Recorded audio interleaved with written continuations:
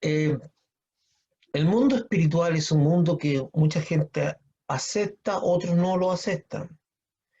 Incluso dentro del mismo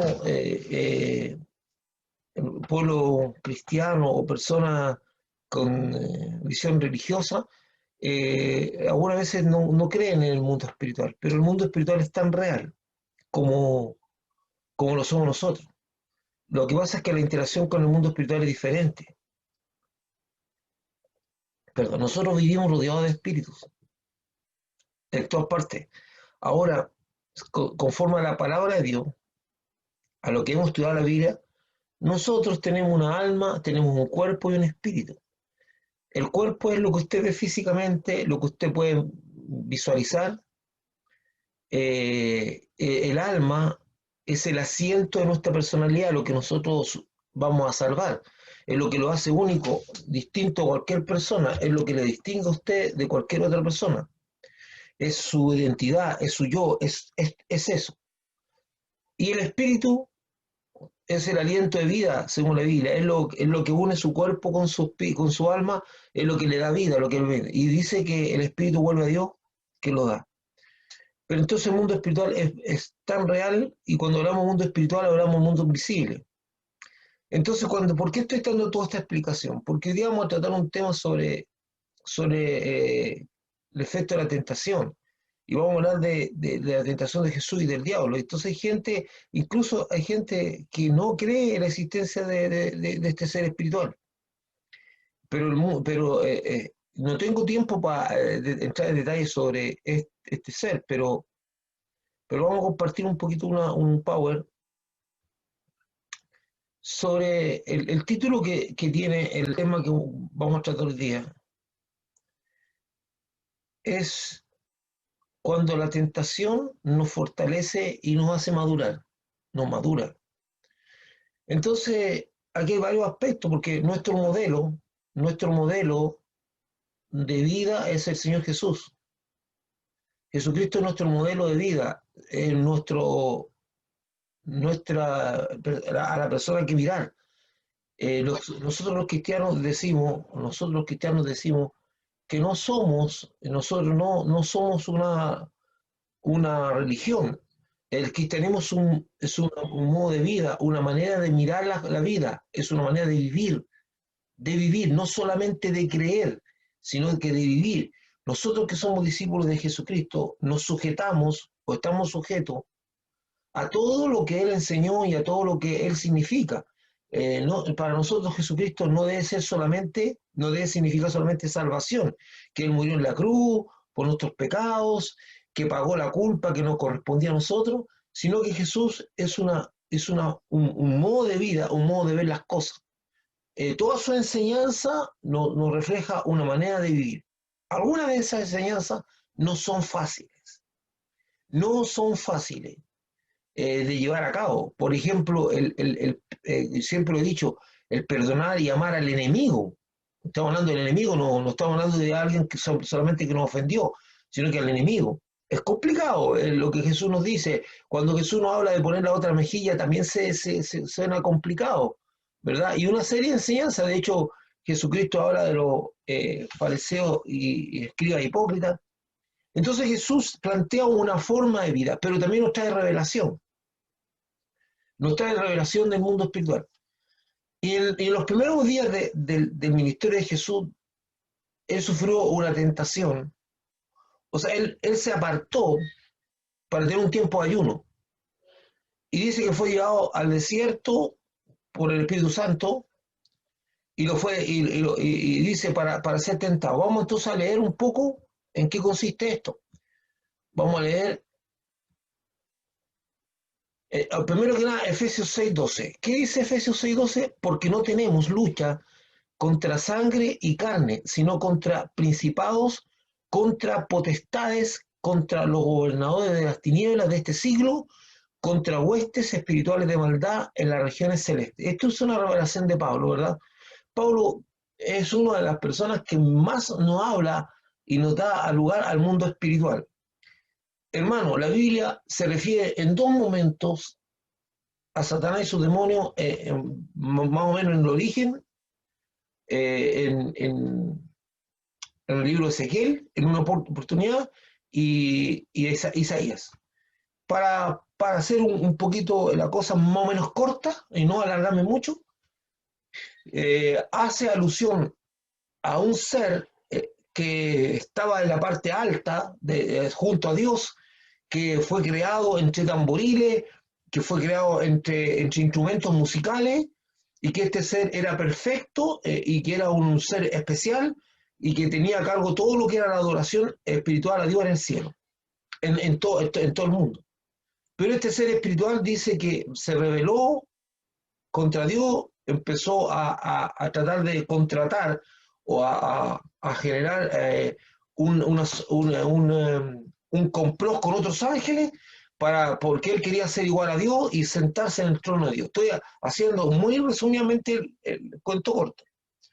Y este ser espiritual fue expulsado por Dios con todos sus ángeles, ángeles que eran ángeles de Dios, y fue sacado de ahí, de ese lugar, derrotado y puesto en la atmósfera terrestre. Aquí fue puesto ese ser, en la atmósfera terrestre, donde Dios, por alguna razón de su sabiduría, nos creó a nosotros, en el mismo ambiente donde están estos seres espirituales. Entonces, estos seres espirituales, estos ángeles que fueron expulsados, se convirtieron en demonios, perdieron su naturaleza original, y el diablo, que se llamaba Lucifer, que era una luz de la mañana, que era un ángel de luz, pasó a convertirse en un ser oscuro, un ser que no es capaz de entender el amor de Dios, un ser que en su esencia busca matar, robar y destruir. Y lo ha hecho desde el principio.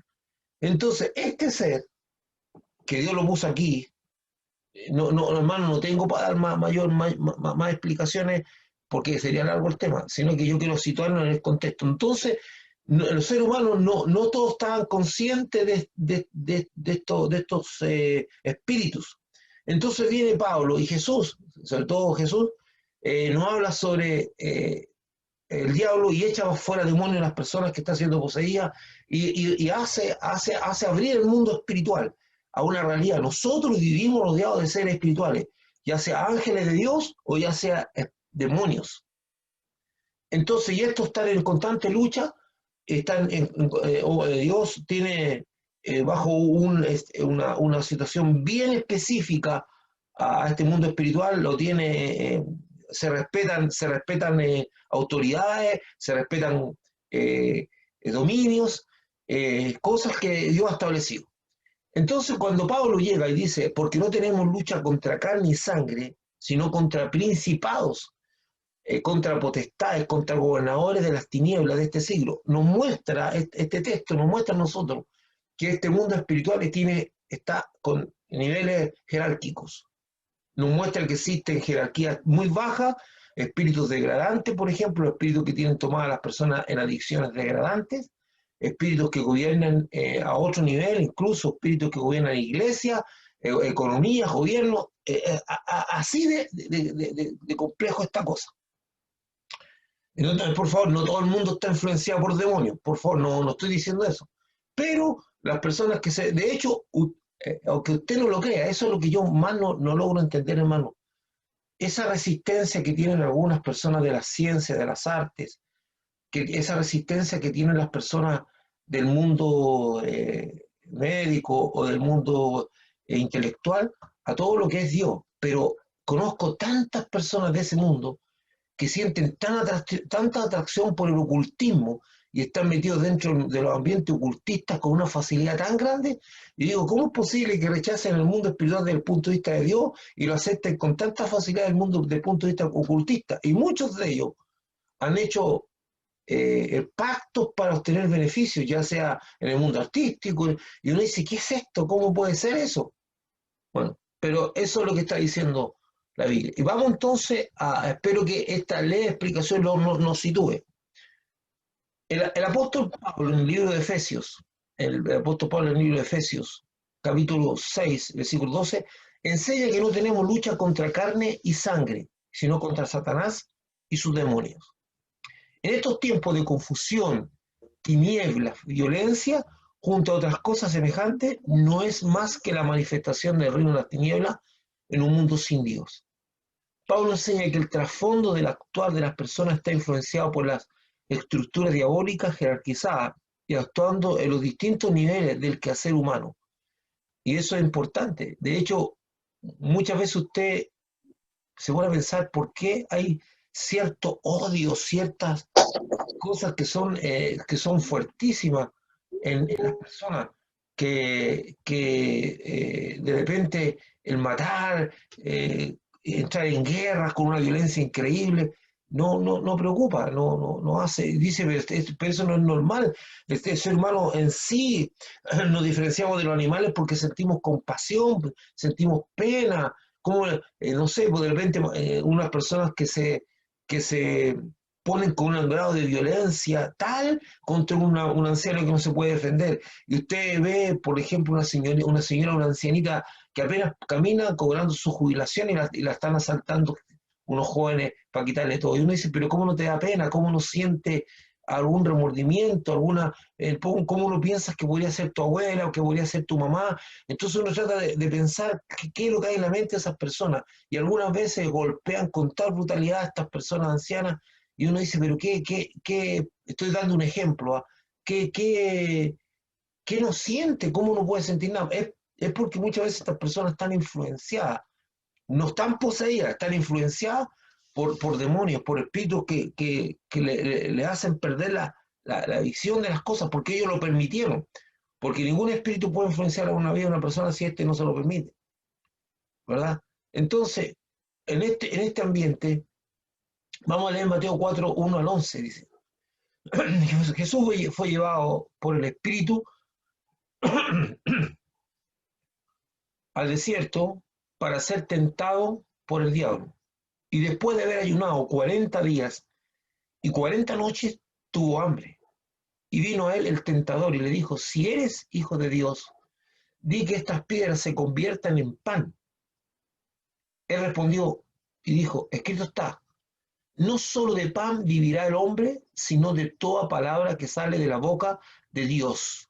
Entonces el diablo le llevó a la santa ciudad y le puso sobre el pináculo del templo y le dijo, si eres hijo de Dios, échate abajo, porque Cristo está, a sus ángeles mandará y acerca de ti, y en sus manos te sostendrán, para que no tropieces con tu pie en piedra. Jesús le dijo, escrito está, no tentarás al Señor tu Dios. Otra vez le llevó el diablo a un monte muy alto y le mostró todos los reinos del mundo y la gloria de ellos. Y le dijo, todo esto te daré si postrado me adorares. Entonces Jesús le dijo, vete, Satanás, porque escrito está, al Señor tu Dios adorarás y a Él solo servirás. Y el diablo entonces le dejó y aquí vinieron ángeles y le servían. Antes de poder entender esto, de poder ir más allá, para algunos creyentes se les hace difícil entender algo que es sumamente importante.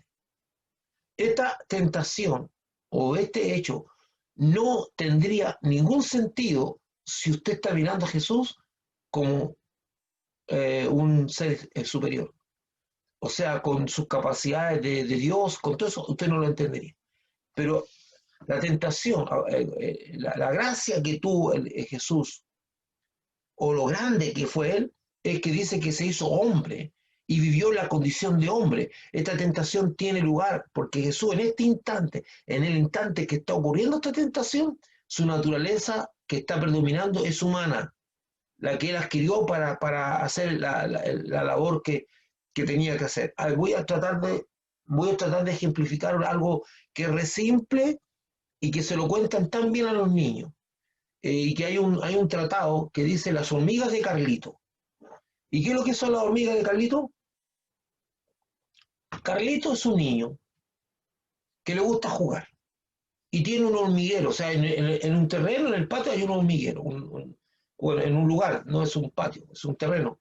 Y él ve una montañita y las hormigas que están entrando y saliendo. Y él ama a las hormigas, las va a ver, incluso le lleva amiguitas, le lleva cositas, ama a su hormiga. Y un día, Carlito va al hormiguero y ve unas máquinas retroexcavadoras que están alrededor y le dicen a Carlitos que van a hacer una represa, una laguna artificial ahí, y Carlitos entra en desesperación porque ama a sus hormigas y sabe que van a morir todas porque eso se va a inundar de agua. Entonces Carlitos le empieza a gritar desesperadamente a las hormigas para que salgan de ese lugar. Las hormigas no logran salir de ese lugar porque no le entienden a Carlitos. Y Carlitos en su desesperación va y le cuenta a su abuelo su angustia. Entonces el abuelo le dice, mira Carlitos, no hay forma de que tú puedas ayudar y salvar a estas hormigas. La única forma que a lo mejor sería es que tú te vuelvas hormiga para que puedas ir allá y tal vez te escuchen. Esta sencilla historia. ¿Por qué? Porque nosotros somos las hormigas de Carlito y Carlito es el Señor. Entonces, esa es la intencionalidad de por qué. Alguien dice, ¿para qué Jesús vino y se hizo hombre y todo eso? Todas esas historias. Es por eso, por la necesidad de que nosotros no podíamos escuchar si no había un ser. Ahora, Jesús no fue escuchado por todos, a pesar de todas las señales que hizo. Entonces, en ese contexto, yo creo que vamos entendiendo la importancia. Jesús vino y estaba con toda su naturaleza humana, así como la tiene usted, y en esa naturaleza humana fue que el diablo lo tentó. Entonces, veamos, los creyentes tenemos la certeza que la única manera de vencer a Satanás es ser parte de aquel que lo venció. Debemos aprender de él para resistir la tentación y sobre todo entender que estoy siendo tentado y cómo seré tentado por las tinieblas para ser usado para manifestar su obra.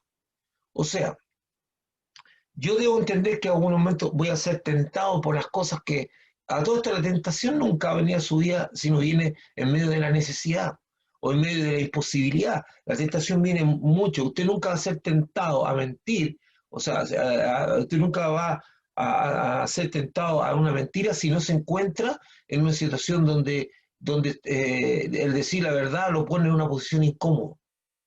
Usted nunca va a ser tentado a robar si usted no está carente de algo o tiene un deseo muy grande de obtener algo. La tentación viene en medio de la necesidad, de la carencia, del no tener. O cosas así. La tentación nunca viene cuando usted, por ejemplo, usted cree que un millonario, un hombre que tiene mucho dinero, muchísimo dinero, lo van a tentar para robarse un auto. El hombre tiene, aunque hay gente que es tan ambiciosa que podría hacer también. Pero veamos, dice Mateo 4:1. Entonces Jesús fue llevado por el Espíritu al desierto para ser tentado por el diablo. El texto bíblico nos enseña que Jesucristo fue llevado por el Espíritu Santo, Espíritu con mayúsculas, usted ya sabe eso, para ser tentado por el diablo. ¿Por qué el Espíritu Santo haría eso?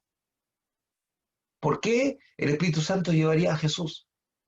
Los discípulos de Jesucristo no conciben en su mente y el Espíritu esto, ya que para ellos el ministerio del Espíritu Santo es entregar dones, sellar, enseñar, revelar, consolar, etc. Sin embargo, Jesucristo enseña que el discípulo no es mayor que su maestro, por lo cual, si él fue llevado por el Espíritu al desierto, nosotros también seremos llevados. Eso es algo que usted tiene que saber.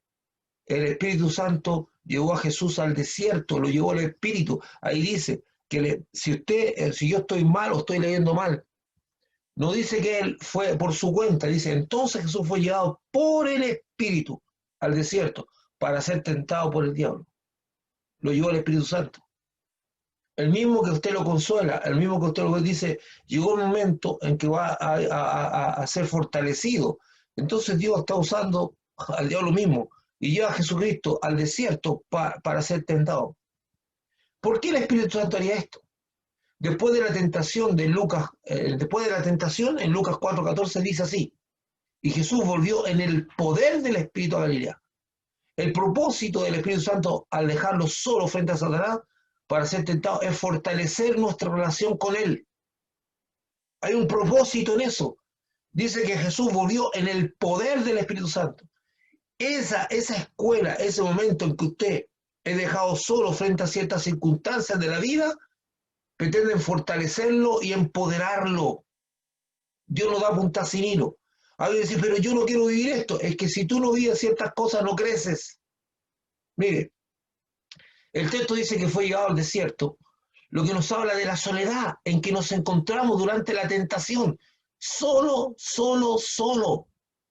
Pero no se trata solamente de un lugar desierto, sino de una condición de soledad.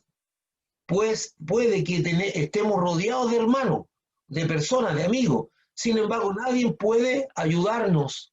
Nadie puede ayudarnos. ¿Por qué nadie puede ayudarnos?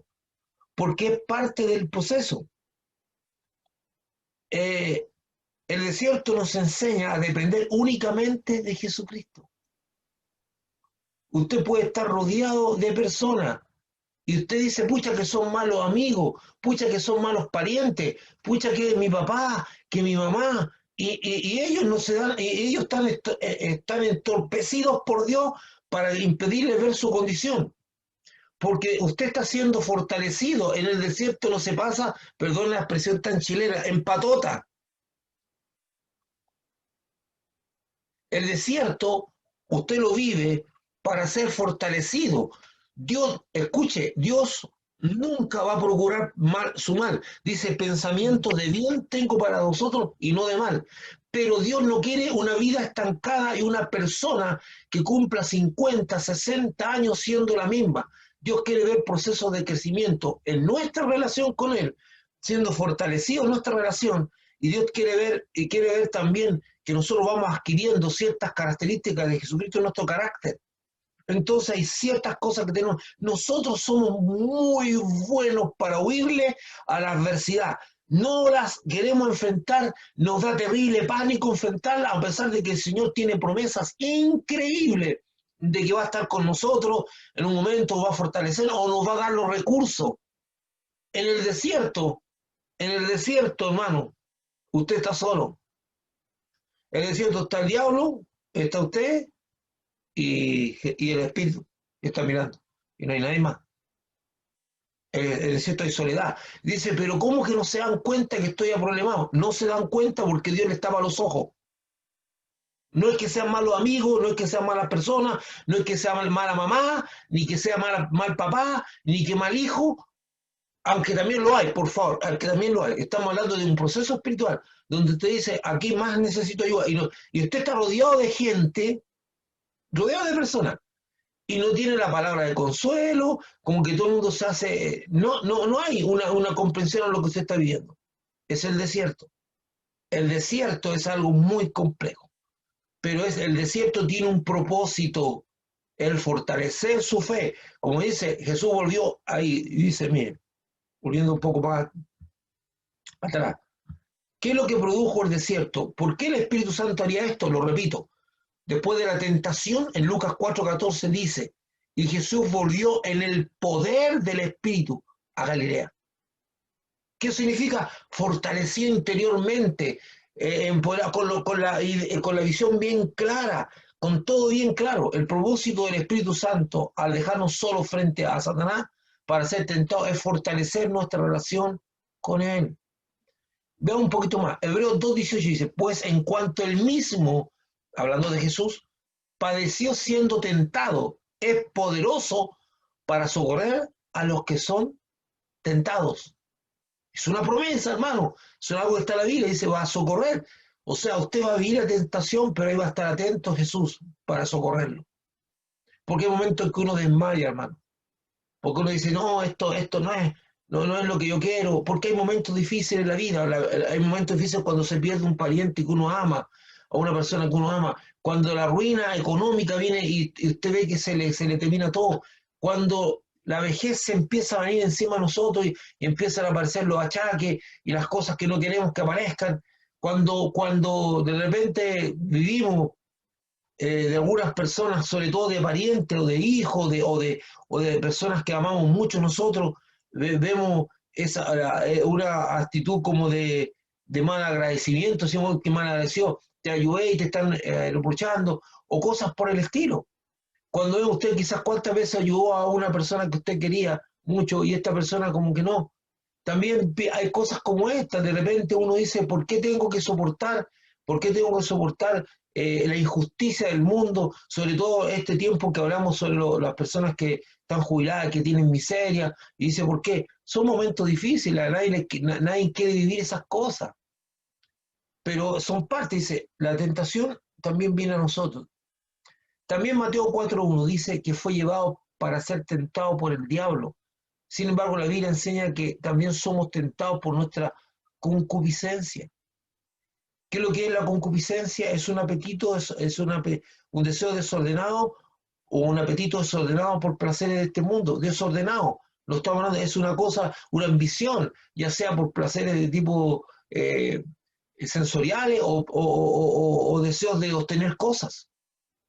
Por lo cual se establece que nos enfrentamos a dos enemigos, el diablo y nosotros mismos.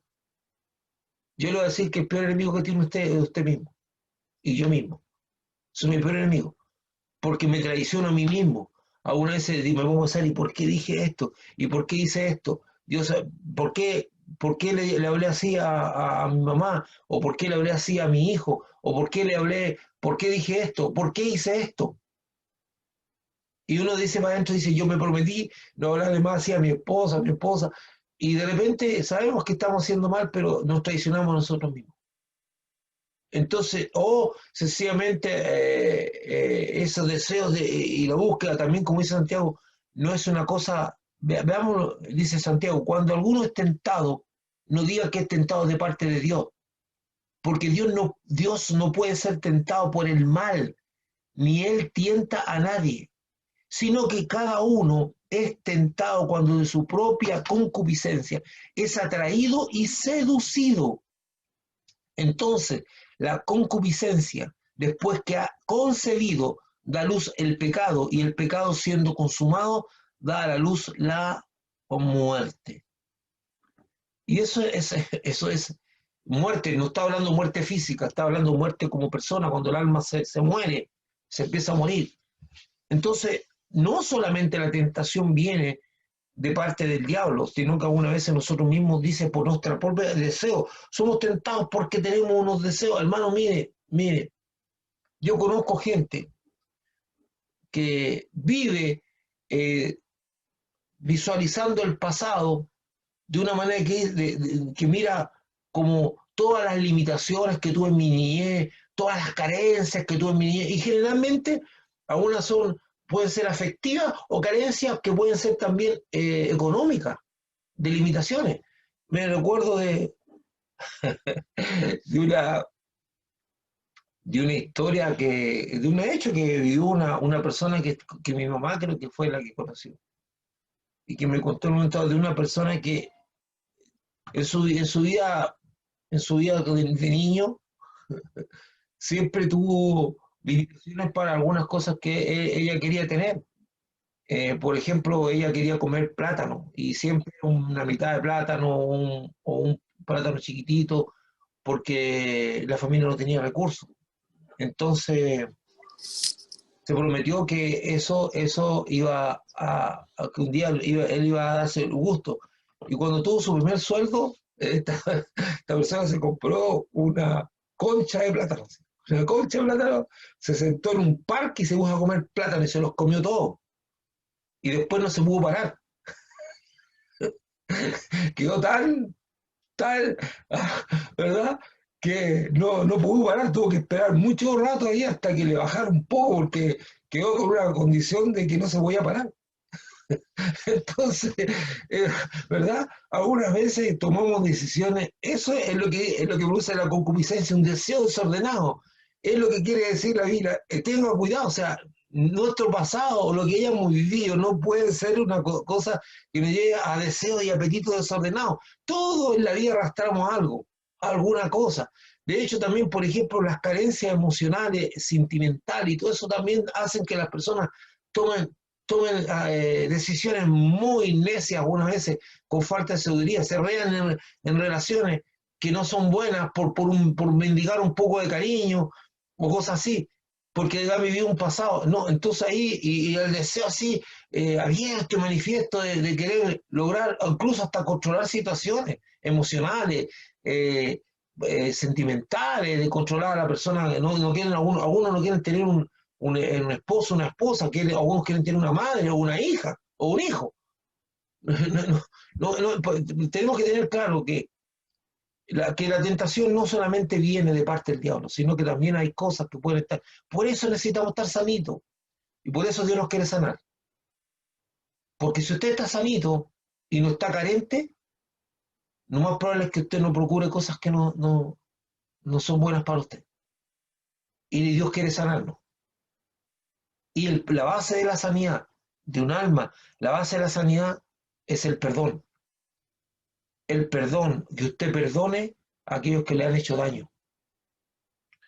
El perdón es súper fundamental, porque si no usted vive atado.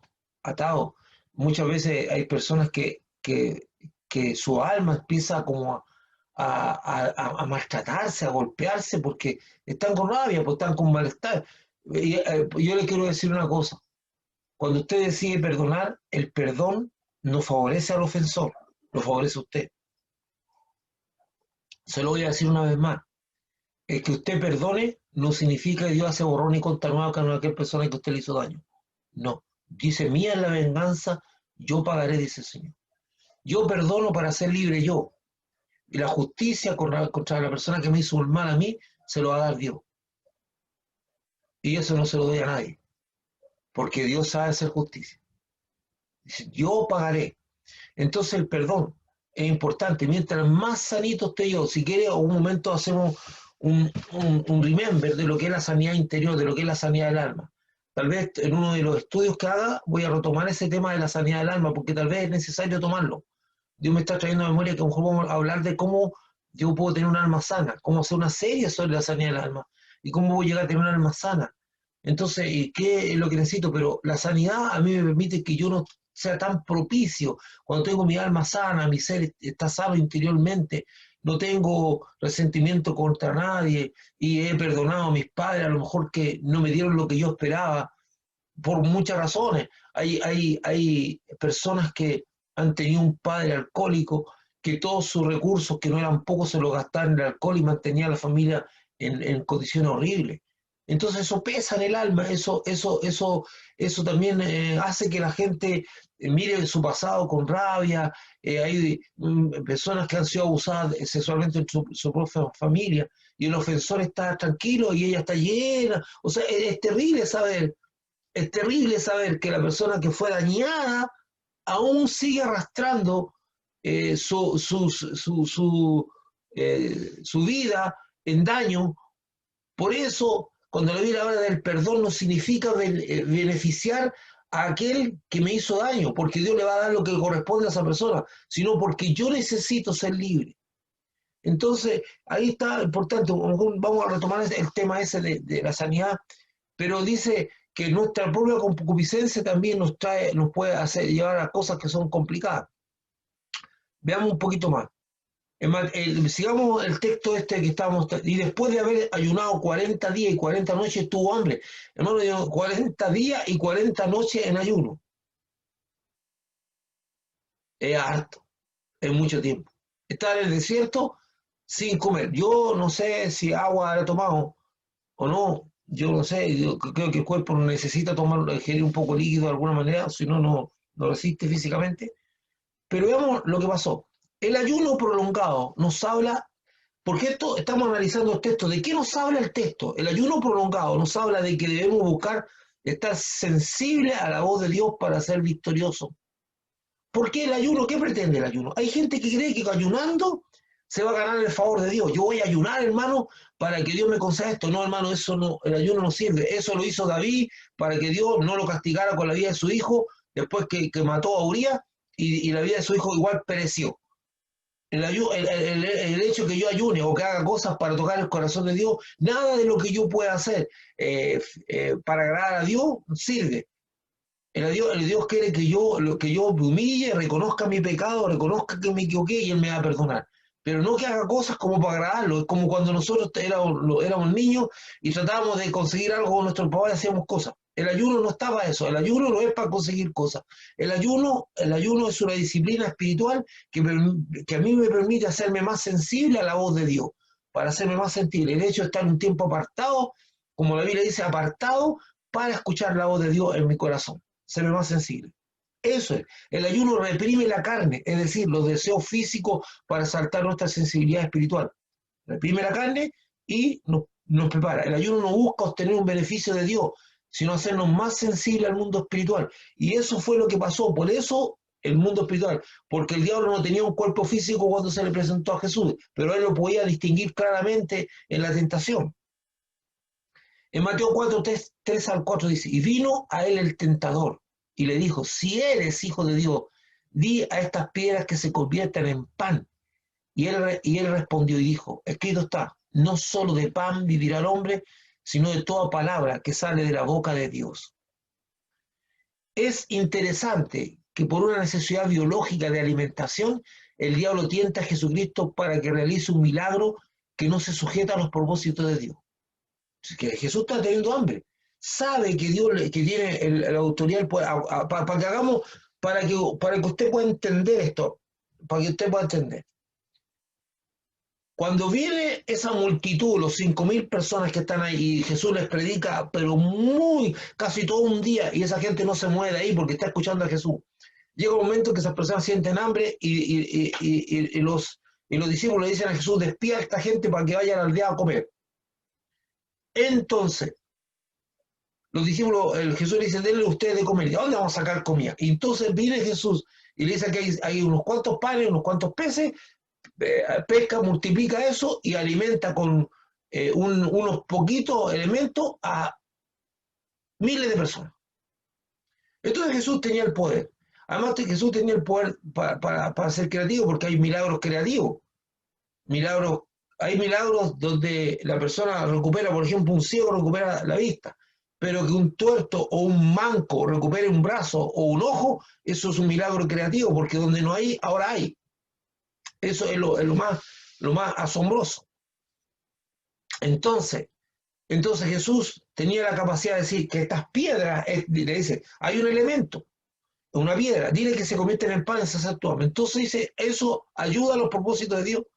Es súper interesante esto, hermano, súper interesante, porque en medio de nosotros, en medio de nuestro pueblo, hay televangelistas que andan prometiendo milagros, pero no se sujetan a propósito.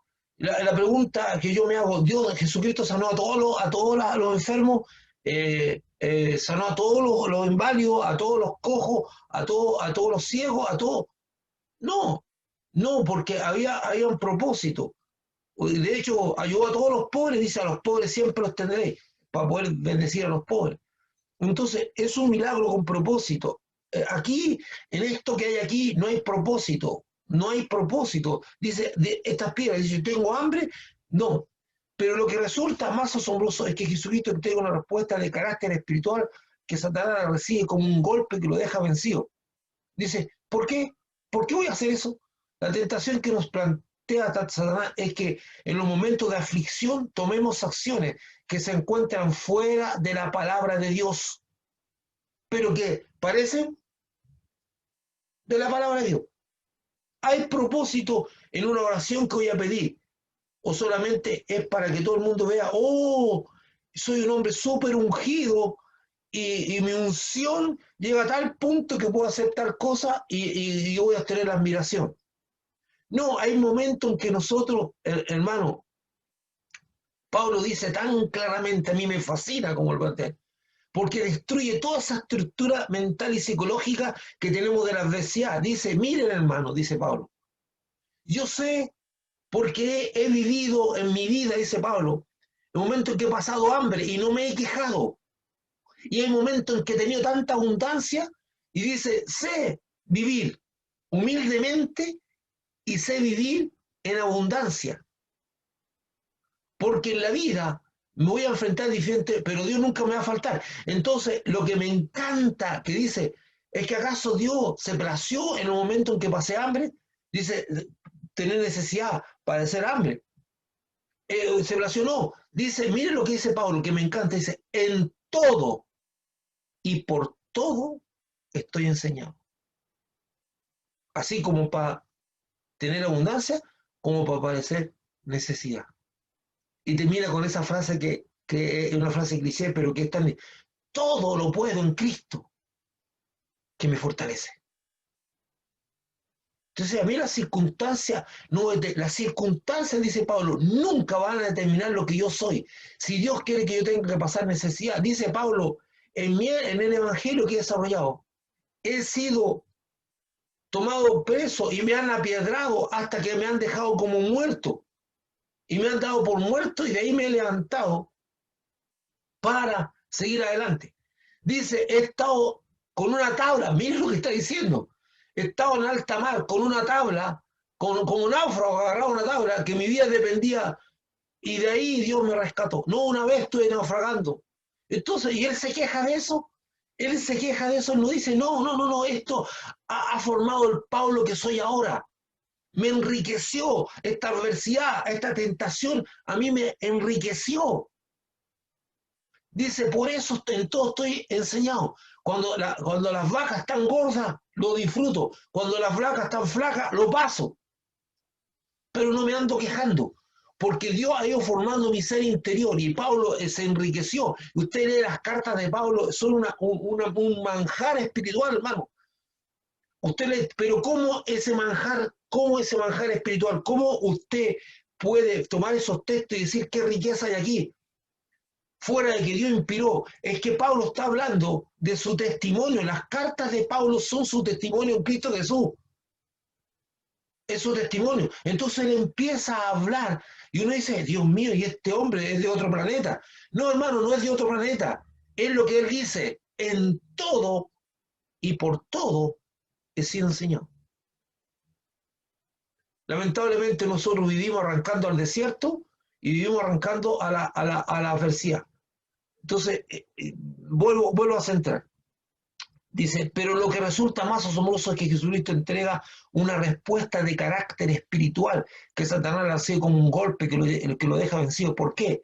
La tentación nos plantea Satanás es que en los momentos de aflicción tomemos las acciones que se encuentran fuera de la palabra de Dios, aunque parezcan para Dios. ¿Para qué iba a convertir esa piedra en pan? ¿Para qué?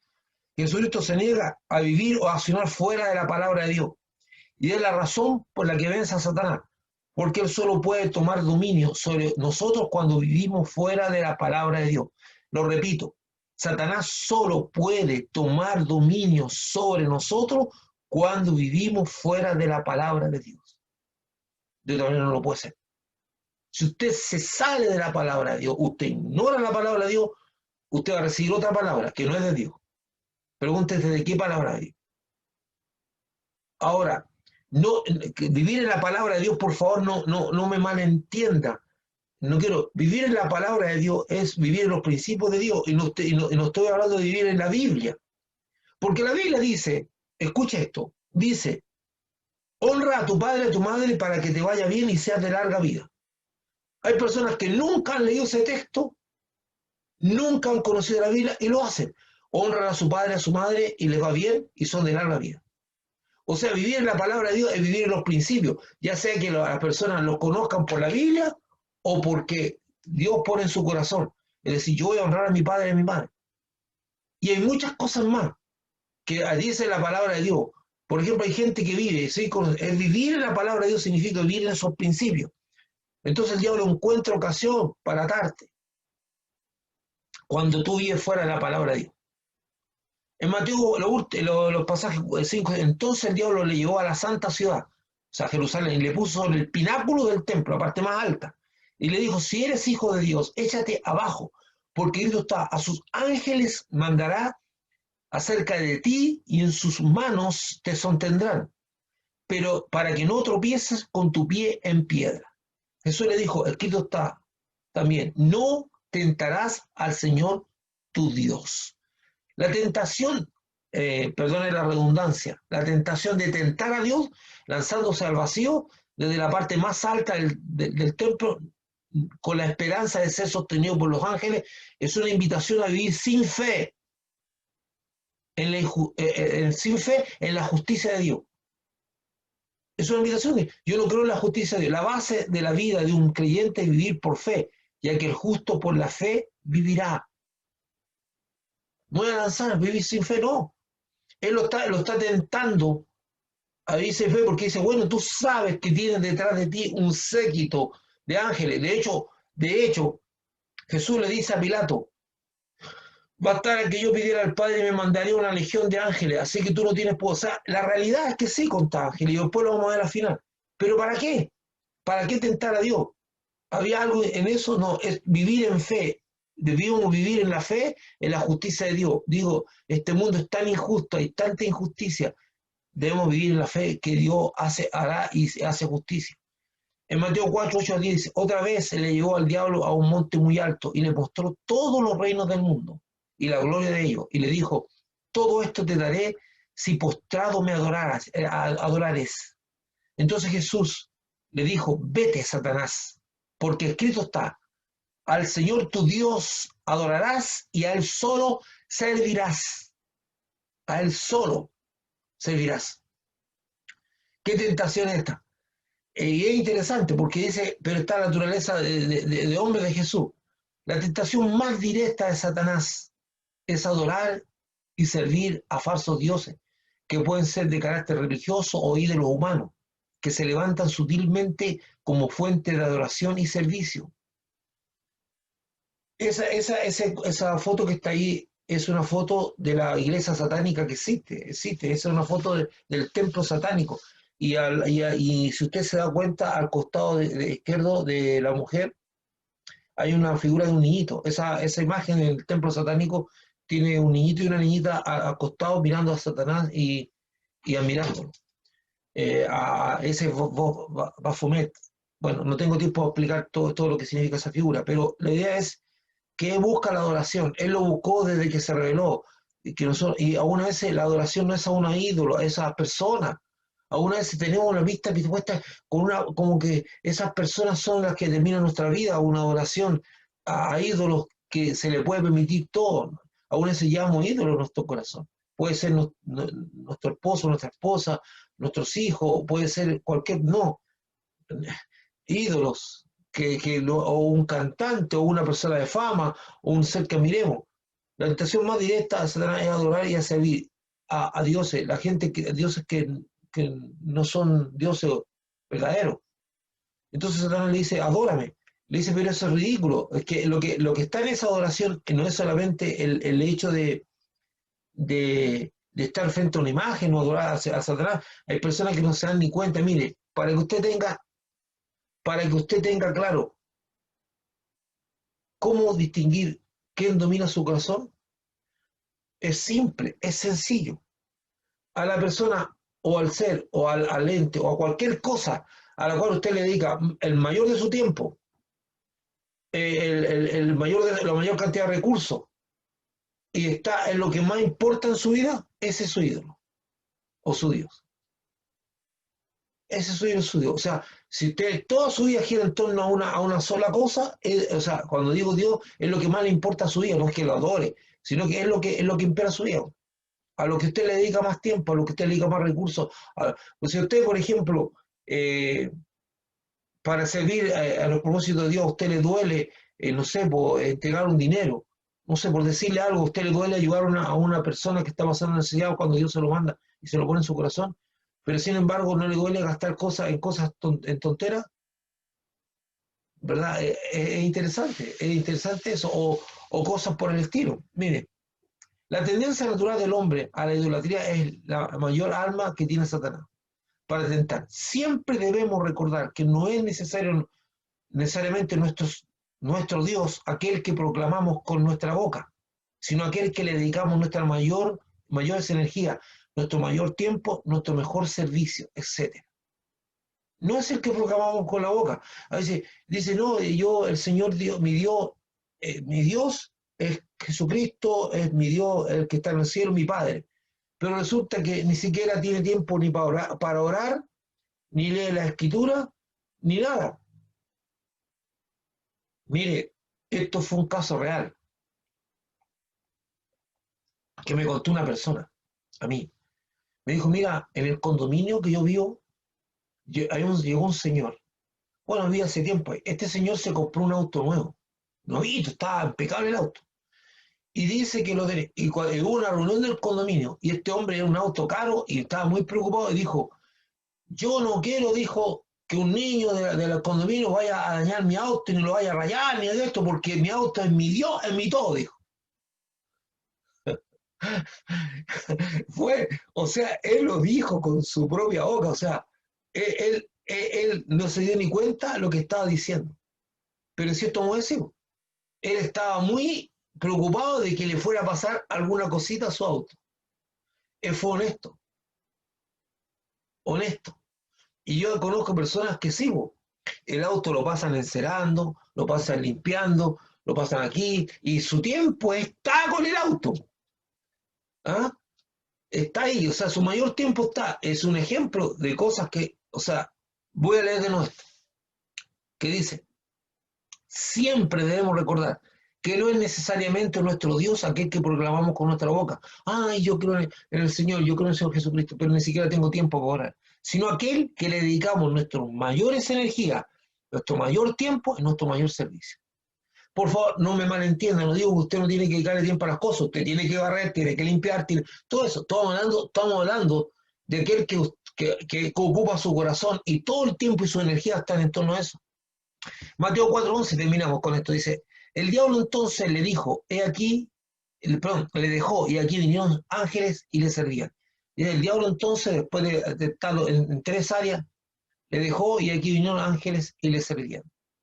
Cuando se resiste al diablo, él se aleja y Lucas nos advierte que es solo por un tiempo. Esto significa que debemos estar apercibidos, porque Satanás siempre estará al acecho para causar tentaciones. El sufrimiento y desgaste que produce la tentación es compensado por la ministración de los ángeles que confortan el alma. ¿Cuál es la idea de los ángeles ahí? Que la tentación para Jesús fue desgastante, lo desgastó mucho. Entonces siempre Dios en medio de la tentación va a procurar, dice, es poderoso Él es para socorrer a los que son tentados. Bueno, con eso no, termino, pero quiero dejar algo que para mí es importante, porque no vamos a llegar al final del tema en esto.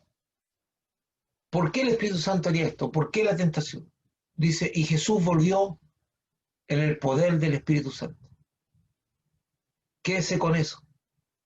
Usted va a ser fortalecido y va a madurar. El propósito de la tentación es lo que dice Lucas 4:14.